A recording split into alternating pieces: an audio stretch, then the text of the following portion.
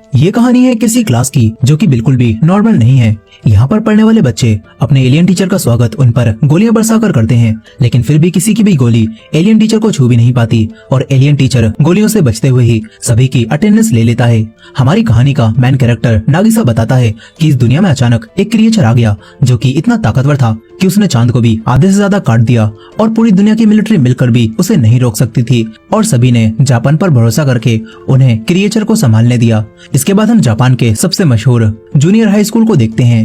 यहाँ पर third year के स्टूडेंट्स में एक क्लास ई होती है जिसे सबसे बेकार क्लास समझा जाता है क्योंकि उसमें पढ़ने वाले बच्चे हर चीज में पीछे थे और इसीलिए उन्हें स्कूल की मेन बिल्डिंग से दूर रखा जाता है और बेकार सी क्लास दी जाती है। मगर यहाँ आकर सबको पता चलता है कि उनके नए टीचर कोई इंसान नहीं बल्कि एक क्रिएचर है। वो एलियन बताता है कि मैंने ही तुम्हारे चांद का एक हिस्सा तबाह कर दिया है और अब मैं अगले साल मार्च में तुम्हारी इस दुनिया को भी तबाह कर दूंगा, लेकिन तब तक के लिए मैं तुम्हारा टीचर बनकर रहने वाला हूँ। इसके बाद एक आदमी कारासुमा यहाँ पर आता है और बताता है कि मैं मिनिस्ट्री ऑफ डिफेंस से हूँ और मैं चाहता हूँ कि तुम लोग इस क्रिएचर को जान से मार दो। एक लड़की कहती है कि ये क्या बकवास कर रहे हो, सही से बताओ यहाँ पर क्या चल रहा है। फिर कुरासामा बताता है कि ये क्रिएचर सच बोल रहा है, अगले साल मार्च में ये हमारी दुनिया को भी खत्म कर देगा और ये जानकारी बहुत सीक्रेट है और सिर्फ वर्ल्ड के लीडर्स और अब तुम ये बात जानते हो। इसीलिए अब मैं चाहता हूँ कि तुम हमारा साथ दो और पढ़ाई के साथ साथ इस क्रिएचर को जान से मार दो। फिर कुरासामा एक गन और चाकू निकाल कर दिखाता है कि इस क्रिएचर की स्पीड बहुत तेज है, इसीलिए तुम इसे आसानी से नहीं मार पाओगे। यहीं पर वो क्रिएचर भी बताता है कि तुम्हारी दुनिया को खत्म करना तो बहुत आसान था, इसीलिए मैंने इसे थोड़ा मजेदार बनाने के लिए गवर्नमेंट से एक डील की है कि अगर मुझे इस स्कूल की ई क्लास का टीचर बना दिया जाए तो मैं बच्चों के हाथों मरने के लिए तैयार हूँ। कुरासामा ये भी बताता है कि तुम्हें इस क्रिएचर को मारने के लिए एक अलग तरह की गोलियां, बीबी पैलेट्स और मिनिस्ट्री ऑफ डिफेंस का बनाया हुआ एक खास चाकू इस्तेमाल करना होगा। वो चाकू और वो गोलियां इंसानों को तो कोई नुकसान नहीं पहुंचाएंगी, लेकिन इस क्रिएचर के ऊपर ये काफी असरदार हैं। वो क्रिएचर भी अपने एक टेंटिकल पर गोली मारकर दिखाता है जिससे उसका हाथ अलग हो जाता है, लेकिन कुछ ही समय में वो अपने हाथ को दोबारा रीजनरेट कर लेता है और ये चीज देखकर सारे बच्चे डर जाते हैं। तभी कुरासामा बताता है कि डरो मत, इसने गवर्नमेंट से डील की है कि ये तुम बच्चों को कोई नुकसान नहीं पहुंचाएगा। फिर कुरासामा कहता है कि अब तुम बच्चों के पास अमीर होने का भी एक मौका है, क्योंकि अगर तुमने साल पूरा होने से पहले इस क्रिएचर को मार दिया तो तुम्हें 10 बिलियन येन मिलेंगे। कहानी अब वापस प्रेजेंट में आती है। ये लोग मिलकर अपने टीचर पर गोलियां बरसा रहे थे, लेकिन उसकी स्पीड के आगे इनकी गोलियां किसी भी काम की नहीं थीं। साथ ही इस साल की शुरुआत से ही कुरासामा भी इनका टीचर बनकर इन्हें यहाँ पर ट्रेनिंग दे रहा था और इसके अलावा एक प्रोफेशनल असैसिन मिस इरीना भी इन्हीं की टीचर बनकर यहाँ पर आई थी। उन्हें भी क्रिएचर को मारना था। नागिसा कहता है कि मिस इरीना एक स्किल्ड असैसिन है, उन्होंने पहले दिन ही क्रिएचर पर एक बड़ी सी गन से हमला कर दिया था, लेकिन फिर भी वो कुछ भी नहीं कर पाई और हार कर बाहर आ गई और तब से वो हमारी इंग्लिश की टीचर हैं। यहीं अब प्रेजेंट में किसी की भी एक भी गोली क्रिएचर को नहीं लगती और गोलियां खत्म होने पर सभी बैठ जाते हैं। क्रिएचर हंसते हुए कहता है कि मुझे उम्मीद है ग्रेजुएशन से पहले तुम में से कोई मुझे मारने में कामयाब हो जाएगा। अब इसके बाद कारासुमा इन सभी को फाइटिंग की ट्रेनिंग देने लगता है। यहाँ पर कुछ लड़कों ने मिलकर नागिसा के साथ कोई प्लान बनाया था जिसे आज वो अंजाम देने वाले थे। वो लड़के नागिसा से कहते हैं कि तूने उस ऑक्टोपस की वीकनेस नोट की है ना। नागिसा हाँ करता है और इन्हें वो दिखाता है, लेकिन उससे बस इन्हें इतना ही पता चलता है कि अलग अलग इमोशंस जैसे कि गुस्सा आना और खुश होने पर उसके चेहरे का रंग बदल जाता है, लेकिन ये जानकारी उन लड़कों के किसी काम की नहीं थी। अब इसके बाद जब ऑक्टोपस इन्हें पढ़ा रहा था तो एक लड़का नागिसा को प्लान अंजाम देने का इशारा करता है। नागिसा कोई सवाल पूछने के बहाने ऑक्टोपस के पास जाता है और उसने अपना चाकू पीछे छुपा रखा था, लेकिन जैसे ही नागिसा उस पर हमला करता है तो तभी ऑक्टोपस अपने टेंटिकल से उसका हाथ पकड़ लेता है। मगर ये वो प्लान नहीं था। दरअसल नागिसा ने अपने ऊपर उन्हीं स्पेशल गोलियों से बना हुआ एक लगा रखा था और वो लड़के बटन दबाकर उसे ब्लास्ट करते हैं, जिससे यहाँ पर धमाका होता है। वो लड़के खुश होने लगते हैं कि उन्होंने ऑक्टोपस को मार दिया। नागिसा की दोस्त ये देखकर कहती है कि तुमने ये क्यों किया। वो लड़के कहते हैं कि चिंता मत करो, ये बच्चों के खिलौने वाला बॉम्ब था जिसमें हमने वही स्पेशल पैलेट्स डाल दी थी, इससे नागिसा को कुछ भी नहीं होगा। ये लोग खुश हो रहे थे कि फाइनली इन्होंने ऑक्टोपस को मार ही दिया, लेकिन असल में ऑक्टोपस बच गया था। वो छत पर चिपका होता है और उसने बम फटने से ठीक पहले अपनी स्किन उतार दी थी, जो कि वो हर महीने करता था। साथ ही अब ऑक्टोपस उन 3 लड़कों पर काफी गुस्सा भी हो जाता है जिन्होंने ये प्लान बनाया था। क्योंकि गवर्नमेंट की डील के हिसाब से इन बच्चों को सिर्फ उसी चाकू और गोलियों का इस्तेमाल करके ही ऑक्टोपस को मारना था। इसी वजह से अब ऑक्टोपस तेजी से कहीं जाकर वापस आता है और उसके हाथों में इन लड़कों के घर की नेम प्लेट होती है। वो कहता है कि मैं तुम्हें तो नुकसान नहीं पहुंचा सकता, लेकिन अगर तुमने दोबारा ऐसा किया तो मैं तुम्हारे घर वालों या फिर दोस्तों को मार सकता हूँ। अब इसके बाद वो इनकी काफी तारीफ करते हुए कहता है कि तुम्हारा ये प्लान तो वैसे बहुत अच्छा था और नागिसा ने सबसे बेहतर एक्ट किया और बिना कुछ पता लगे मेरे करीब पहुंच गया। वो नागिसा की काफी तारीफ करके सभी को सीट पर बैठने के लिए कहता है। तभी ये लोग पूछते हैं कि वैसे आपका नाम क्या है। ऑक्टोपस कहता है कि मेरा कोई भी नाम नहीं है। तभी एक लड़की कहती है कि फिर तो हम आपको अब से कोरो सेंसेई कहेंगे। ऑक्टोपस को भी अपना नाम काफी पसंद आता है और सभी उन्हें कोरो सेंसेई कहने लगते हैं। अब इसके बाद अगले दिन कारासुमा और इरेना देखते हैं कि बच्चों ने कोरो सेंसेई को जाल में फंसा दिया है। वो सभी लोग मिलकर कोरो सेंसेई पर गोलियां बरसा रहे थे, लेकिन जाल में फंसे होने के बावजूद भी कोरो सेंसेई की स्पीड बहुत तेज थी। वो हर गोली से बच जाते हैं। कारासुमा पूछता है कि यहाँ पर क्या चल रहा है। दो लड़कियां उन्हें बताती हैं कि हमने सेंसेई को पकड़ने के लिए एक ट्रैप बिछाया था जिसमें वो आसानी से फंस गए और फिर हमने उन्हें जाल में दबोच लिया। यहाँ पर कोरो सेंसेई अब घूम घूम कर नेट तोड़ देता है और ये देखकर सभी तुरंत उस पर गोलियां चलाने आते हैं, लेकिन वो स्पीड से छत पर चला जाता है और कहता है कि तुम्हारा प्लान काफी मजेदार था, लेकिन बदले में अब तुम्हें कल डबल होमवर्क करना पड़ेगा। अब तभी यहाँ पर एक नया लड़का आता है। उसका नाम कर्मा था। उसे कुछ दिनों पहले स्कूल से सस्पेंड कर दिया गया था। कोरो सेंसेई उसके पास जाते हैं और कर्मा हाथ मिलाने के लिए हाथ आगे बढ़ाता है, लेकिन जैसे ही कोरो हाथ छूता है तो उसके हाथ के टेंटिकल वहीं पर टूट जाते हैं और कर्मा जोर जोर से हंसकर कहने लगता है कि मैंने तो सुना था तुम बहुत तेज हो, लेकिन असल में तुम तो बहुत स्लो हो। तुम मेरे हाथ में लगे हुए उसी चाकू के टुकड़ों को भी नहीं देख पाए। कर्मा कहता है कि मैं तुम्हें आराम से मार दूंगा। ये चीज देखकर सारे बच्चे हैरान रह जाते हैं, क्योंकि अब तक कोरो सेंसेई को कोई भी नहीं छुपाया था, लेकिन कर्मा ने आते ही उसके हाथ के टेंटिकल तोड़ दिए। नागिसा मन ही मन कहता है कि कर्मा को स्कूल से इसीलिए सस्पेंड किया गया था क्योंकि उसने अपने सीनियर्स को बहुत बुरा मारा था और वही हम सब में सबसे समझदार और ताकतवर है। शायद अगर कोई है जो कोरो सेंसेई को मार सकता है तो वो कर्मा है। अब इसके बाद हम दो फाइटर जेट को देखते हैं जो कि कहीं पर बॉम्ब गिराने जा रहे थे। तभी कोरो सेंसेई वहां पर आकर उन्हें तोड़ देते हैं। साथ ही वो अपनी बुक में कर्मा को सारे बच्चों से आगे रखते हैं और सोचते हैं कि अब इस कर्मा को किस तरह ठीक किया जाए। अब इसके बाद अगले दिन जैसे ही वो क्लास में पहुंचता है तो किसी ने एक ऑक्टोपस उसी चाकू से मारकर डेस्क पर रख दिया था। कर्मा कहता है कि वो गलती से मैंने उस ऑक्टोपस को तुम्हें समझकर मार दिया, लेकिन ये देखकर कोरो सेंसेई तेजी से कहीं पर जाकर आते हैं और अब एक मिसाइल उनके हाथ में थी। ये देखकर सभी सोच रहे थे कि अब तो कर्मा गया, लेकिन कोरो सेंसेई मिसाइल की आग से ऑक्टोपस पकाकर कर्मा को खिलाते हैं। साथ ही उन्होंने कर्मा के नाखूनों पर एक आर्ट भी बना दी थी।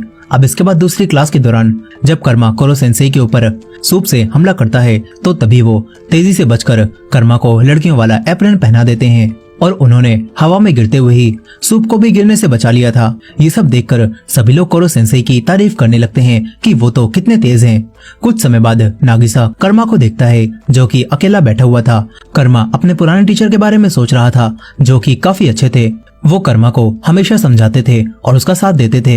यहाँ पर अब कर्मा नागिसा से पूछता है कि नागिसा कोरो सेंसेई कैसे हैं। इस पर नागिसा कहता है कि कोरो सेंसेई काफी अच्छे टीचर हैं, साथ ही बच्चे उन्हें पसंद करने लगे हैं और तो और वो इस दुनिया को खत्म करने आए थे, लेकिन असल में वो पढ़ाने में भी काफी अच्छे हैं। ये सब सुनकर कर्मा के दिमाग में कोरो सेंसेई को मारने का नया प्लान आता है और तभी कोरो सेंसेई यहाँ पर प्रकट हो जाते हैं। कर्मा कोरो सेंसेई से पूछता है कि आप एक अच्छे टीचर हो ना, क्या आप अपने स्टूडेंट को प्रोटेक्ट करने के लिए अपनी जान को खतरे में डालोगे।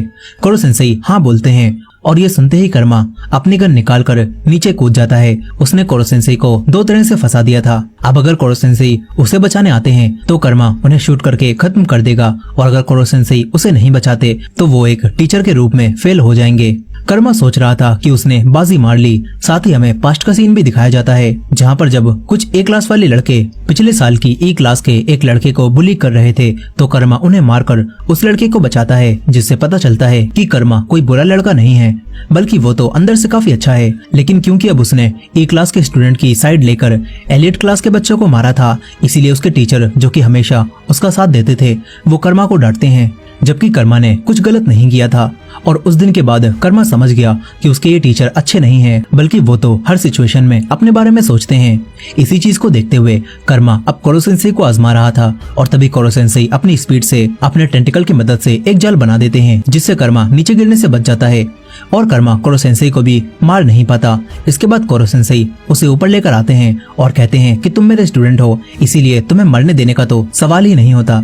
ये सब देखकर अब कर्मा भी हार मान लेता है और कहता है कि इन्हें किसी भी तरह से नहीं मारा जा सकता। ये बोलकर वो जाने लगता है, लेकिन जाते हुए वो कोरो सेंसेई से कहता है कि एक दिन मैं आपको जरूर मारूंगा। कोरो सेंसेई भी कहते हैं कि मुझे भी उस दिन का इंतजार रहेगा।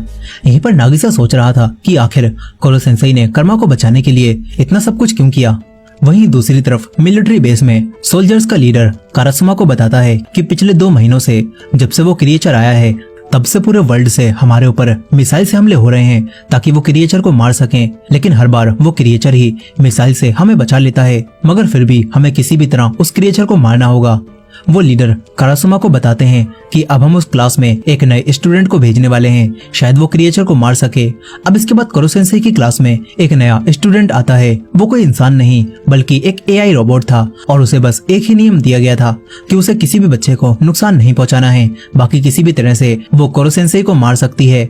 अब पहले चांस में ही वो कई सारी बड़ी बड़ी गन्स निकालती है और डायरेक्ट कोरो सेंसेई के ऊपर गोलियों की बरसात कर देती है। सारे बच्चे ये देखकर डेस्क के पीछे छुप जाते हैं और कोरो सेंसेई अपनी स्पीड से उन गोलियों से बच रहे थे। फिर गोलियां खत्म हो जाती हैं। अब इसके बाद कारासुमा बताता है कि ये मिलिट्री की लेटेस्ट टेक्नोलॉजी है और इसमें खास बात यह है कि ये एआई खुद सीखकर खुद को इवॉल्व कर सकती है। अब इसके बाद कई दिन बीतते जाते हैं। वो रोबोट हर दिन हमला करती है और कोरो सेंसेई उससे बचते हुए सभी को पढ़ाते हैं। इसी तरह हर बार हमला करके वो डेटा कलेक्ट करती है और बताती है कि पहले दिन हमला करने के बाद कोरो सेंसेई को मारने के चांस 0.001% थे, लेकिन अगले दिन हमला करने के बाद ये नंबर बढ़कर 0.005% हो गए हैं। और इसी तरह हर हमले के बाद मैं खुद को इवॉल्व करती हूँ। इससे ग्रेजुएशन के दिन तक कोरो सेंसेई को मारने के चांस 90% से भी ज्यादा हो जाएंगे। अब इसके बाद अगले दिन सभी स्टूडेंट मिलकर उस रोबोट को बांध देते हैं ताकि वो अपनी गन से बाहर ना निकाल पाए। ये चीज सभी बच्चों ने इसीलिए की थी क्योंकि जब भी वो रोबोट हमला करती थी तो बाकी बच्चों को ही क्लास की सफाई करनी पड़ती थी और इससे क्लास भी डिस्टर्ब हो रही थी।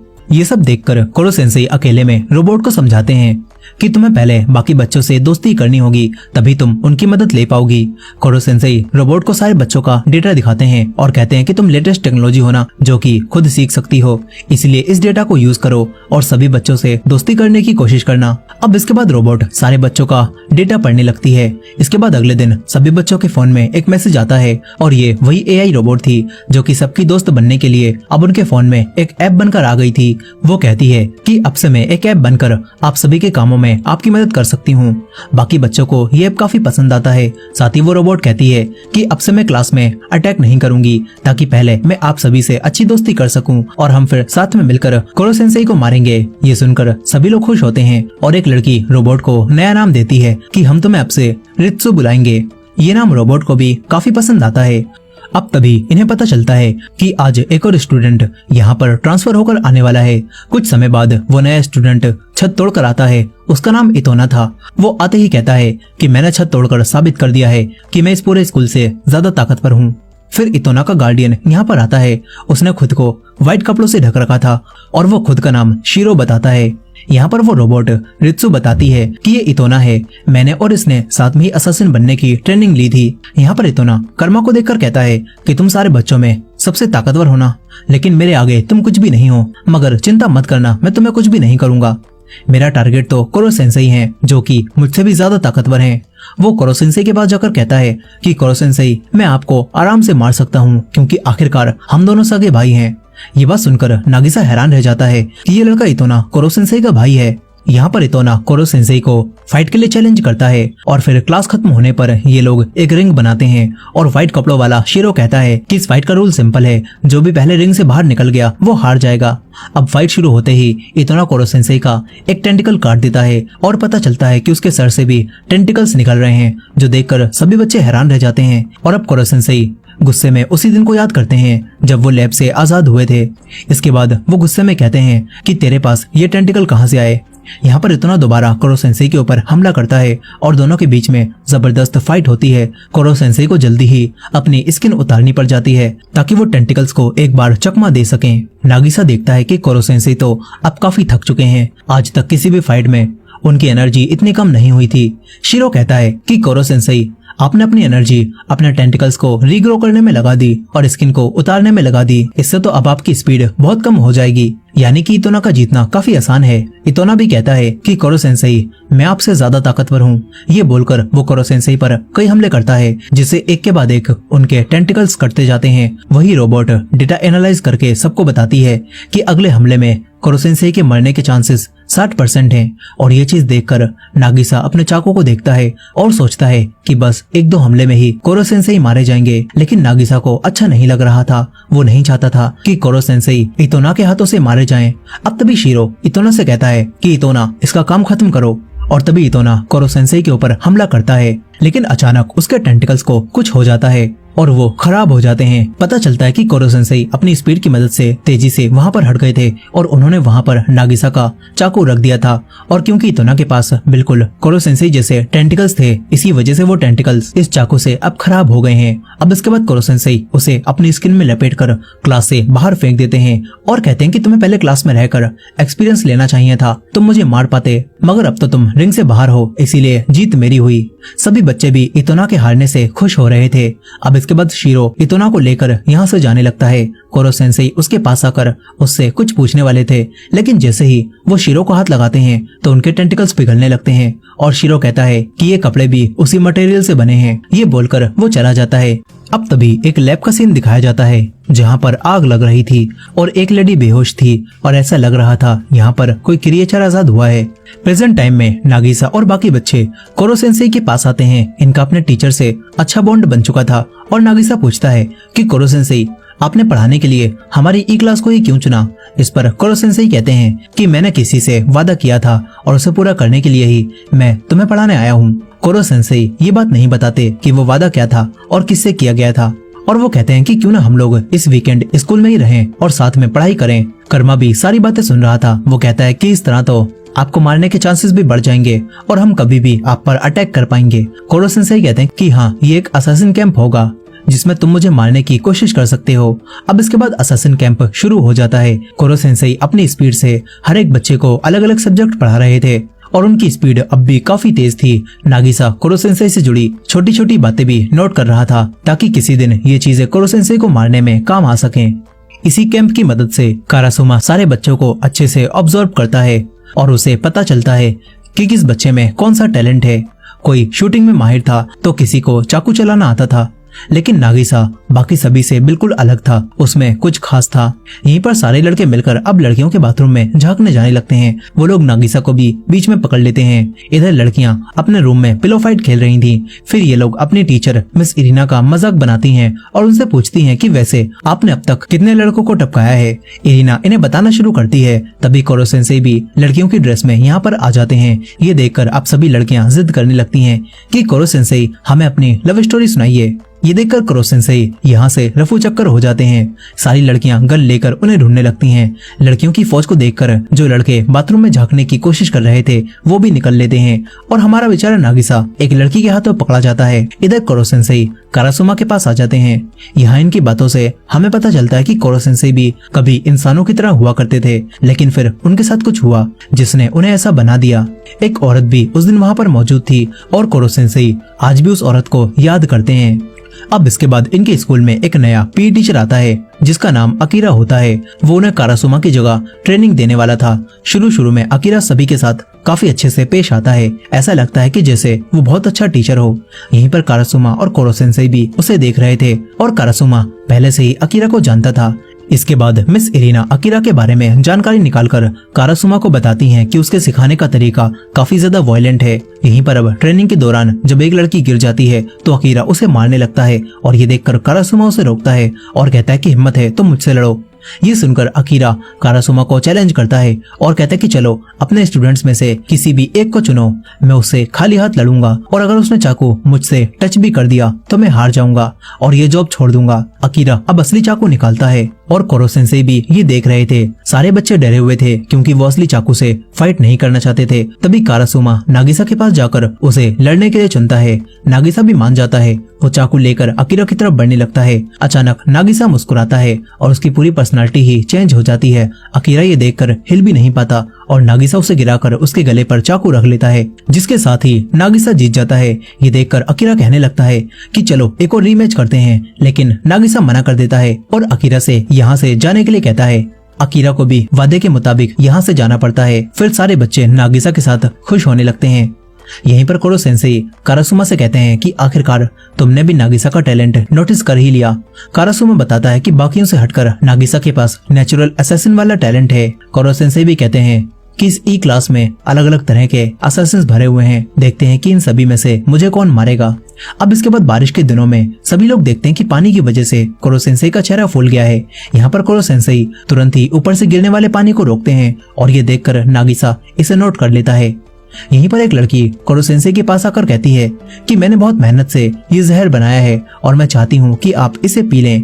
उसकी ईमानदारी देखकर कोरो सेंसेई उसे पी जाते हैं। सबको लग रहा था कि इससे कोरो सेंसेई मर जाएंगे, लेकिन कोरो सेंसेई के ऊपर जहर का कोई असर नहीं होता और कोरो सेंसेई उस लड़की से कहते हैं कि तुम्हारे अंदर तो कमाल का टैलेंट है, मैं तुम्हें क्लास के बाद सिखाऊंगा कि इससे भी स्ट्रॉन्ग पॉइजन आखिर कैसे बनाया जा सकता है। फिर कोरो सेंसेई इन्हें अपनी एक और पावर दिखाते हैं। उन्होंने एक लिक्विड की मदद से अपने शरीर को किसी पेपर की तरह बना लिया था और अब कोई भी उन्हें नहीं पकड़ पाता। और ये लिक्विड भी कोरो सेंसेई ने उसी लड़की से बनवाया था जिसने जहर बनाया था। और कोरो सेंसेई साइंस सब्जेक्ट में उस लड़की की काफी तारीफ करते हैं और फिर सबसे कहते हैं कि चलो अब अपनी अपनी सीट पर बैठो, हमें पढ़ाई करनी है। लेकिन सभी बच्चे कहने लगते हैं कि हम तो क्लास ई में हैं, हमारा पढ़ने का आखिर क्या ही फायदा, हम चाहें जितनी भी कोशिश कर लें हमारे ग्रेड अच्छे नहीं होने वाले। ये बात सुनकर कोरो सेंसेई सारे टीचर्स को इकट्ठा करते हैं और बताते हैं कि असैसिनेशन में कभी भी सिर्फ एक प्लान पर काम नहीं किया जा सकता, तुम्हें मुझे मारने के लिए पढ़ना भी होगा। इसके बाद वो पावर का जलवा दिखाते हुए एक स्पेस से सैटेलाइट को बैकयार्ड में लाते हैं और फिर सभी को बताते हैं कि मैं एक सुपर बीइंग क्रिएचर हूँ, अगर तुम्हें मुझे मारना है तो एक के साथ साथ तुम्हें सेकंड प्लान पर भी काम करना पड़ेगा और साथ ही तुम्हें पढ़ाई में भी अच्छा होना होगा, क्योंकि एक असैसिन को हर एक चीज में माहिर होना पड़ता है। अब इसके बाद कोरो सेंसेई सभी बच्चों को एक लकी चांस देते हैं और कहते हैं कि इस साल मिड टर्म्स के एग्जाम में जो भी बच्चे एक सब्जेक्ट में टॉप स्कोर लाएंगे तो उन्हें मेरा एक टेंटिकल काटने का मौका मिलेगा। कोरो सेंसेई बताते हैं कि जब मेरा एक टेंटिकल काटा जाता है तो इससे मेरी स्पीड स्लो हो जाती है और मुझे काफी एनर्जी लगाकर उसे रीग्रो करना पड़ता है। इसका मतलब है जब तुम मेरा टेंटिकल काट दोगे तो मुझे मारने के चांसेस भी बढ़ जाएंगे। ये बात सुनकर सभी बच्चे खुश हो जाते हैं और फिर अच्छे से पढ़ाई करने लगते हैं। और तो और जब एक लड़की को इंग्लिश सब्जेक्ट में परेशानी आती है तो कोरो सेंसेई उसे उड़ाकर डायरेक्ट यूएस ले जाने लगते हैं ताकि वहां से वो लड़की आराम से इंग्लिश समझ सके। इसी तरह कोरो सेंसेई हर एक बच्चे के साथ कई जगहों पर जाकर पूरी की पूरी एक एल्बम बना लेते हैं और फिर कुछ समय बाद मिड टर्म्स एग्जाम का रिजल्ट आ जाता है। 5 बच्चों ने अलग अलग 5 सब्जेक्ट में टॉप किया था, जिसका मतलब है इन्हें कोरो सेंसेई के 5 टेंटिकल काटने का मौका मिलेगा। अब इसके बाद ये लोग समर वेकेशंस में कोरो सेंसेई को असैसिनेट करने का दिन तय करते हैं और फिर सभी लोग उस दिन की अच्छे से तैयारी करने लगते हैं। ये लोग हर चीज को अच्छे से प्लान करते हैं और इसके साथ ही वो दिन भी करीब आने लगता है। साथ ही एक दिन फायरवर्क्स देखते हुए ये लोग बात करते हैं कि तुम लोगों को वो टीचर मिस युकीमुरा याद है? हम बिल्कुल बेकार क्लास थे, लेकिन फिर भी हमारी टीचर मिस युकीमुरा हमें हमेशा सपोर्ट करती थी। ये लोग सोचते हैं कि पता नहीं अचानक से युकीमुरा कहाँ पर चली गई। अब अगले दिन कोरो सेंसेई को असैसिनेट करने का दिन आ जाता है। ये लोग कोरो सेंसेई को चारों तरफ से बांध देते हैं और पानी और हथियारों के साथ रेडी हो जाते हैं। नागिसा की नोट की हुई जानकारी के मुताबिक इन्हें पता चल गया था कि कोरो सेंसेई पानी से कमजोर हो जाते हैं और साथ ही अब टेंटिकल्स काटने के बाद ये लोग कोरो सेंसेई को पानी से और कमजोर करेंगे, जिससे उन्हें मारना और आसान हो जाएगा। फिर इसके बाद 5 लोग गन की मदद से कोरो सेंसेई के 5 टेंटिकल काट देते हैं और इसके बाद सभी उनके ऊपर पानी डालने लगते हैं। फिर 2 बच्चे गोलियों से कोरो सेंसेई पर हमला करते हैं, मगर तभी यहाँ पर एक बड़ा धमाका होता है और जब धुआं हटता है तो कोरो सेंसेई यहाँ पर नहीं थे। इन्हें लगता है कि वो मारे गए, मगर कोरो सेंसेई ने खुद को एक छोटी सी बॉल में ट्रांसफॉर्म कर लिया था, जिससे वो अभी भी जिंदा थे। और वो बताते हैं कि ये मेरी एब्सोल्यूट डिफेंस फॉर्म है, इसमें तुम लोग मुझे किसी भी गोली या चाकू से नहीं मार सकते और न ही मुझे पानी से कोई फर्क पड़ेगा। कोरो सेंसेई बताते हैं कि अगले 24 घंटों बाद ही अब मैं अपने असली रूप में आ पाऊंगा और तब तक के लिए ये लोग उनका कुछ नहीं बिगाड़ सकते। अब तभी अचानक से एक के बाद एक कई बच्चे बेहोश होने लगते हैं और उन्हें तेज फीवर हो जाता है। फिर इसके बाद अकीरा अपने लोगों के साथ यहाँ पर आता है और बताता है कि मैंने इन बच्चों की ड्रिंक में वायरस मिला दिया था क्योंकि मुझे नागिसा से बदला लेना है और अब इस वायरस का एंटीडोट सिर्फ मेरे पास है। वो एंटीडोट देने के बदले में नागिसा को कोरो सेंसेई के साथ उसे सौंपने के लिए कहता है और कारासुमा के पास अब कोई चारा नहीं था क्योंकि कई बच्चों की जान खतरे में थी। लेकिन तभी कोरो सेंसेई उससे कहते हैं कि तुम्हें सही में लगता है वो अपना वादा निभाएगा। ये सुनकर वो रुक जाते हैं और तभी पीछे से एक टेंटिकल आता है और कारासुमा नागिसा को बचा लेते हैं। पता चलता है कि इतोना ठीक होकर दोबारा कोरो सेंसेई को मारने यहाँ पर आ गया है। ये देखकर कर्मा तुरंत ही नागिसा और कोरो सेंसेई को लेकर यहाँ से भाग जाता है। इतोना भी इनके पीछे जाता है। यहीं पर अकीरा एंटीडोट देने से मना कर देता है और यहाँ से निकल लेता है। ये देखकर अब सभी लोग सभी बच्चों को फीवर की और दूसरी दवाइयाँ देने लगते हैं ताकि ये लोग उनकी हालत को कंट्रोल कर सकें। वहीं पर नागिसा और कर्मा कोरो सेंसेई को लेकर एक टावर पर चढ़ रहे थे। तभी इतोना बीच से लेडर तोड़ देता है जिससे नागिसा आगे नहीं जा पाता। नागिसा कोरो सेंसेई को कर्मा को देता है लेकिन फिर इतोना ऊपर आकर कर्मा से फाइट करने लगता है मगर कर्मा भी फाइटिंग में काफी अच्छा था। वो इतोना से बचता रहता है और ये लोग टावर पर ही फाइट करते हैं। तभी कर्मा ऊपर से नीचे गिर जाता है। नागिसा भी लेडर पर लटका हुआ था और लेडर अब टूट रही थी। ये देखकर नागिसा नीचे कूद जाता है और बच जाता है। इसके बाद कर्मा नागिसा को ऊपर की तरफ इशारा करता है और फिर दोनों कोरो सेंसेई को फुटबॉल बनाकर टावर पर खेलने लगते हैं। इतोना इन्हें मारना नहीं चाहता था इसीलिए वो कहता है कि मुझे कोरो सेंसेई दे दो। लेकिन तभी यहाँ पर बारिश शुरू हो जाती है और क्योंकि इतोना के टेंटिकल्स भी बिल्कुल कोरो सेंसेई की तरह थे इसीलिए वो पानी में कमजोर पड़ जाते हैं और नागिसा उन्हें काटकर इतोना को हरा देता है। कोरो सेंसेई भी समझ जाते हैं कि इन्होंने जानबूझकर आज का दिन चुना था क्योंकि इन्हें पता चल गया था कि आज बारिश होने वाली थी और बारिश में कोरो सेंसेई कमजोर पड़ जाते। लेकिन फाइट यहाँ तक पहुंच ही नहीं पाई। अब तभी इन दोनों के फोन पर एक मैसेज आता है जो कि उसी एआई रोबोट का था। उसे देखकर दोनों थोड़े हैरान होते हैं। अब इसके बाद नागिसा एक बैग में कोरो सेंसेई को रखकर अकीरा के सामने आ जाता है। अकीरा ने उसकी दोस्त को पकड़ लिया था और अकीरा उसकी दोस्त के बदले में कोरो सेंसेई को मांगता है जिन्हें वो सीमेंट में उन्हीं गोलियों के साथ दफन करने वाला था ताकि उसे 10 बिलियन येन मिल सके। नागिसा अकीरा से कहता है कि प्लीज कोरो सेंसेई हमारे टीचर हैं, हमने उनके साथ इतना वक्त बिताया है इसीलिए प्लीज हमें कोरो सेंसेई को मारने दो। नागिसा अकीरा से विनती करने लगता है और ये देखकर अकीरा उसके सर पर पैर रख लेता है। लेकिन तभी नागिसा के फोन पर दोबारा मैसेज आता है जिससे वो खुश होता है और अकीरा को कोरो सेंसेई को दे देता है। लेकिन असल में वो एक फुटबॉल थी। जिसके बाद सभी स्टूडेंट बाहर आते हैं और जिन्होंने वायरस वाली ड्रिंक पी थी वो भी ठीक हो चुके थे।